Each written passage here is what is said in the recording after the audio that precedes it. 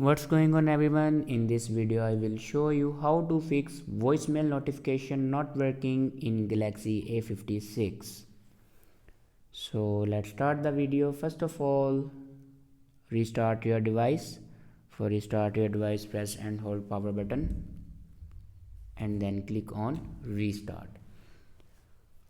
After restart your device, then open settings and scroll down and click on sounds and vibration, and then scroll down in last and click on do not disturb. Now here you can turn on or off your do not disturb. After turn off your do not disturb, then go back and click on notifications, and here you can allow your apps notification. After allow notifications, then go back and scroll down and click on general management. Now click on reset and click on reset all settings. After click on reset all settings, then again click on reset settings. After reset all the settings, your problem will be fixed.